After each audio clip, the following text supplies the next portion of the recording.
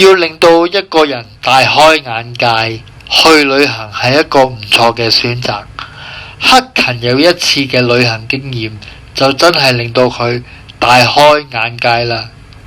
啱啱度過完2星期郵輪假期嘅克勤，諗翻起呢個旅程都覺得好難忘，尤其係去到巴塞隆拿見識到天體沙灘，更加令佢大開眼界啊！因為我哋啱啱嗰個酒店就喺個沙灘隔離嘅，咁我又開頭冇為意嘅，咁就帶啲小朋友去踩單車，咁啊哇咁高興嘅隔離咁樣。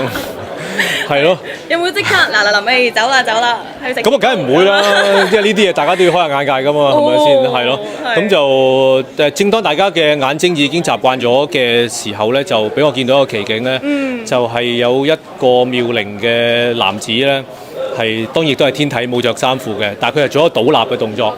咁我係真係發夢都冇想像過一個冇着衫嘅倒立嘅男士，跟住嗰啲嘢擺喺邊嘅。唔知大家又有乜嘢令你大開眼界嘅經歷呢？記得訂閱我同你講更多李克勤嘅故事。我係黑粉，我係李克勤嘅粉絲。